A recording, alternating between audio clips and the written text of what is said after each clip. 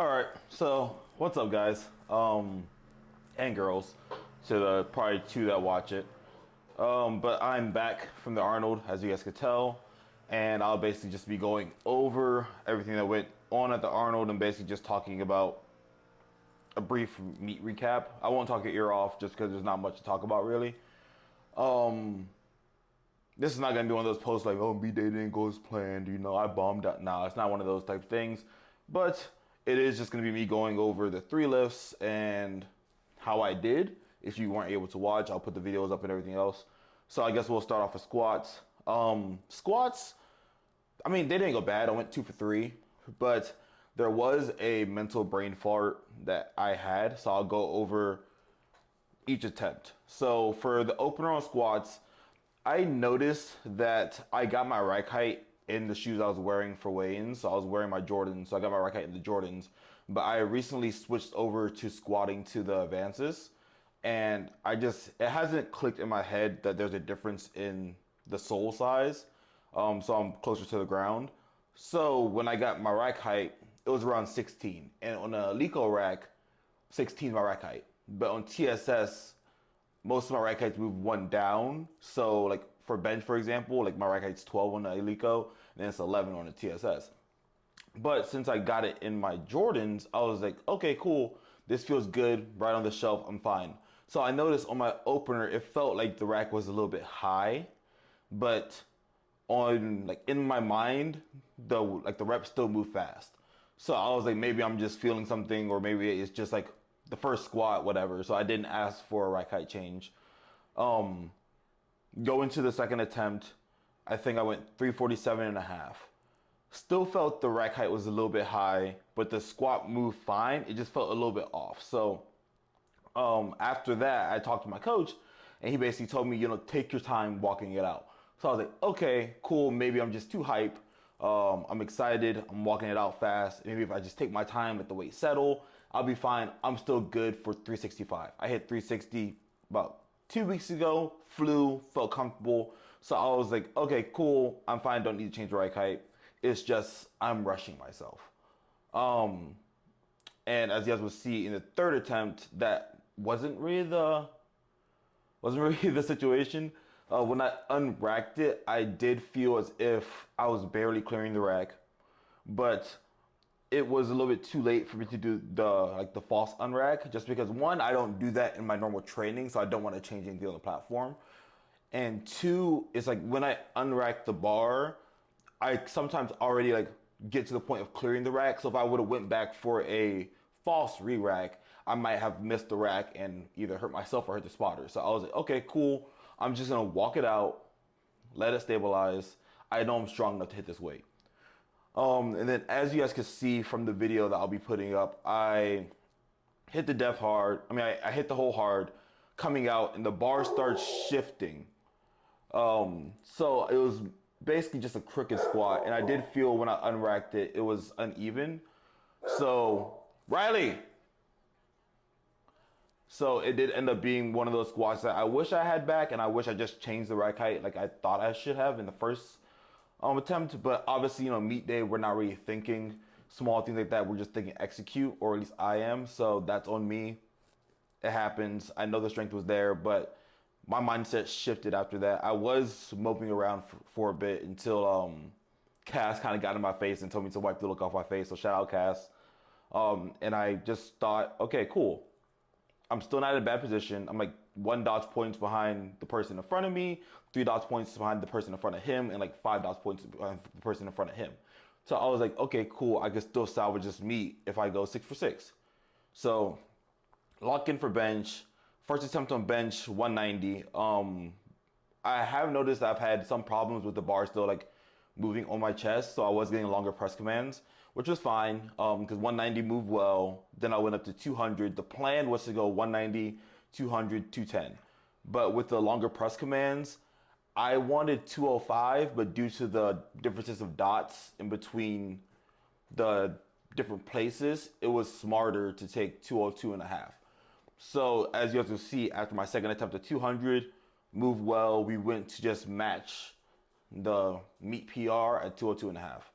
move fine, plans going well, 3 for 3 for bench, and now we're getting into my bread and butter. Like I'm a deadlifter through and through. I've always been a deadlifter. When I first started, I was what you would call a deadlift specialist until my squat kind of caught up and everything like that.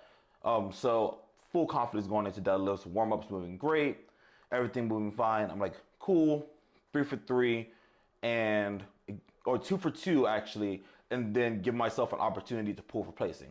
So I'm just in that mindset. I'm like, lock in, squats done, bench is done. We're final run. Get out there, smoke my opener on deadlifts. I'm hype. I'm like, let's go. Let's make that second jump. We're on track.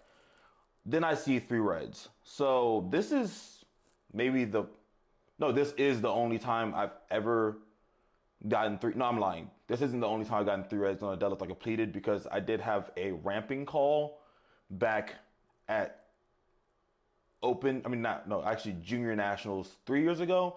But ever since then, I've never gotten red lights on a deadlift that I completed. So that was a shocker. I was told it was for soft knees.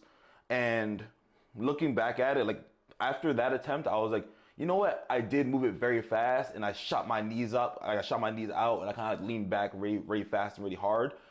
So maybe that's on me. Cool.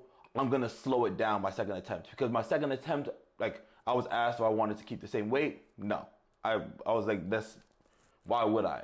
So went up to 370 to keep myself in the race, and then mentally told myself, slow it down, you're not gonna bomb out on deads. Like we're not gonna do that. That's never anything that's gonna happen. Like I'm a deadlifter.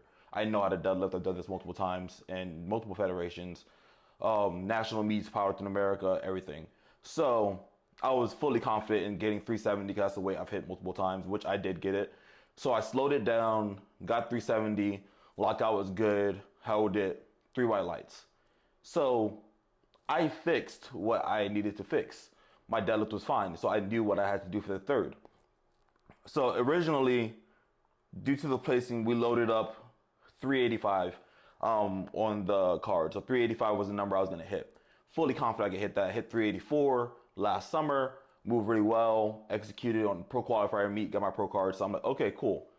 I can hit 385 to secure me 3 places higher, which is going to give me an extra $1,000. Then as I'm getting pissed like talking about it, but then as the flight's going, people are failing. So we're seeing that I only had to pull 382.5 to put me in the same position. So I see Andrew get sent to go run to change my attempt to 382.5. Meanwhile, I have lifting cast up on my phone because I'm doing math myself. I'm like, okay, cool. I know what I have to pull. I'm locked in. I got it. Cool. Go at the pool. I'm 3 people out, sitting there ready to go. I know what I have to do, know how to execute, and I get out to the platform. And if you guys have seen me compete before, I would say I'm an entertaining lifter. Like I like to show emotion. It's just it's the athlete in me. I like to show emotion. I like to basically go out there and execute. Like I take a lot of pride in my. How can I word it? I take a lot of pride in my ability to execute on the platform, because if you guys have seen me compete before, I think like my last 4 meets, I've gone 9 for 9, 2 or 3 of them, and I got 8 for 9 the other one. So I take pride in my ability to execute on the platform, which is why I was also baffled that I missed that opener, but not going back to that. So I get out there, hit my cues. I'm like, okay, cool. Weight feels easy. I smoke it.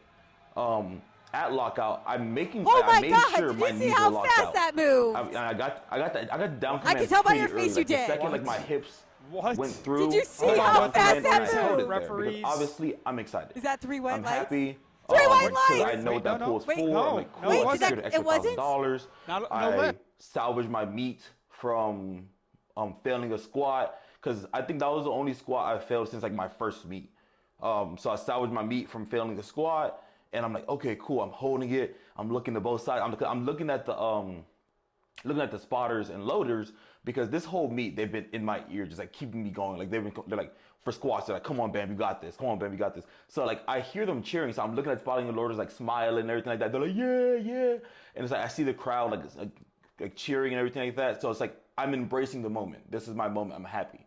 I'm the last pull of the day, last pull of the hard weekend, and then put the weight down, and Gino grabbed my hand to put my hand up because everybody thought it was a good lift, and turn around to see 3 red lights, and like not even like one white light, 3 red lights on a lift I know that I've hit in competition before at national levels multiple times with harder judging and everything like that, and couldn't even challenge it. So with that situation happening, I'm upset, obviously. For the people that were there, I apologize for me lashing out the way I did in the warm-up room. I walked to the bathroom, got mad, did all my things, everything like that. And it was just disappointing. The only thing I could think of, because watching the whole meet, there's been some iffy calls the whole day. There's some iffy calls the whole meet. But from multiple angles, you could see I had that deadlift locked out. The boos you heard from the crowd, which thank you guys for whoever's watching in the crowd and everything like that, whoever's watching the video. The boos you heard from the crowd were roaring through the whole venue. Judges blank look on their face. Nothing. I'm livid at this point because it's not just the pool that was gonna just be like, okay, cool, I had a good meet. Pool cost me an extra $1,000. Took a lot of mental fortitude for me to bounce back from failing the squats. I haven't done that in a while. Riley, please stop it. Since I haven't done that in a while, took me a lot to bounce back from that. So it came down to basically, from my understanding, the front judge told Gino, the tall guy that dresses up with the pirate and everything like that, it's because I slammed the weight, which didn't slam the. I mean, it's 843 pounds. I'm not gonna put it down like a Care Bear. It's heavy weight. So I put the weight down, and to my understanding, the rule is your hands have to remain in contact with the bar until the bar hits the ground, which is what I did. Did I hold the deadlift? Yeah. Did I look around? Yeah. I'm an athlete. It's a good moment. I executed a lift. I bounced back. Me myself felt like I had a good meet. On paper, I mean, what can I say? As I say in golf, scorecard doesn't show any pictures. But there's multiple angles from pictures and videos that I've seen from people that show me locked out. And throughout the weekend, throughout even that session, there was some calls in the deadlift section that, got 3 white lights and were harder than my lift and didn't look as clean as my lift did. Even in the knees portion, even if it was soft knees from the side judges, because the front judge says because I slammed the weight, because I got a yellow. Which, okay, you try putting down 382 and a half kilos softly, but not gonna get there. But that's what the front judge gave me a yellow for, and then the 2 side judges gave me soft knees. That's surprising because there was calls that were actually happening that same session where knees don't look as locked as mine. However, I'm not a judge, but from the judges that reached out on Instagram apologizing, and judges that reached out on Instagram basically saying that was a robbery, I appreciate that. To the other coaches that reached out on Instagram, that talked to me after the meet, that said I basically got robbed, I appreciate that. And even to the lifters that have reached out to me, I appreciate that. The fact that I've had other judges come to me apologizing for that situation shows that my anger and my feelings were valid. And the fact that not one person from that crowd I made a post on Instagram, got around 900 likes. And I think that night when I finally checked my phone, I had like 65 different DMs from different people, all saying I got robbed from different levels, like from Powerlifting America, from the IPF, across different nations and stuff like that are watching the meet, saying I got robbed. People that are judges in different federations, people that are judges in the IPF that have judged these huge meets, apologizing to me for the display of robbery that day. But at the end of the day, what can I do? Can't go to the jury. Couldn't change it. I know I executed the lift, and I had more kilos in the tank.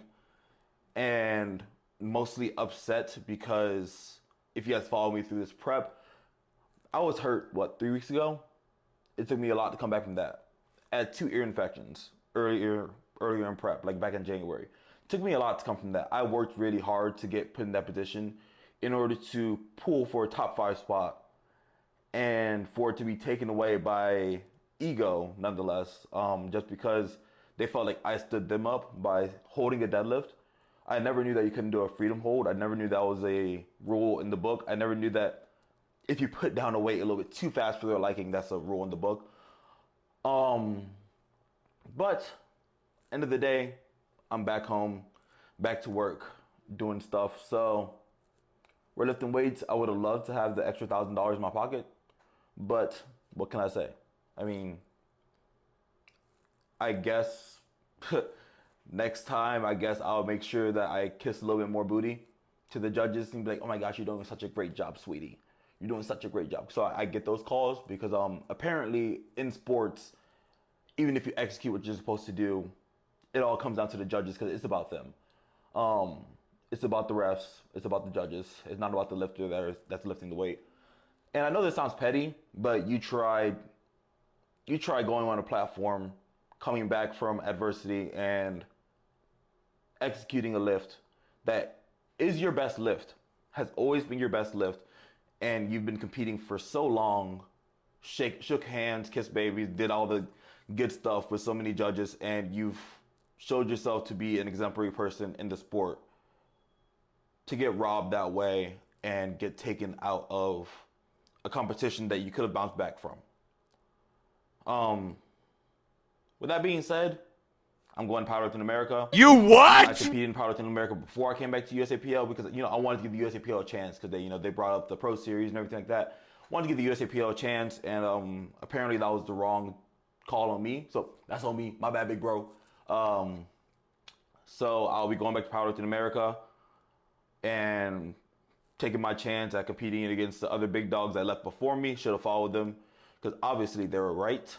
And yeah, I mean, if this is coming off as condescending, it is. And I know you guys don't really see this side of me because it's not really there. I'm usually a very understandable person. I'm a coach as well. And I know when lifts are bad. I do this all the time. So yeah, I'm a little bit upset. Just a teensy bit. But with that being said, I don't know when my next competition will be. I might take the rest of the year off from competing, just because this is like the last year of my masters, and I kind of just want to focus on that mostly and kind of just get a little bit jacked. I will be doing the 120 class in the Powerlifting America, which I weighed in 120.2, so it's not really a cut or anything like that. But I do want to look good with my shirt off for summertime, so I will be working on cutting a little bit. And whenever I decide to compete next, you guys will know.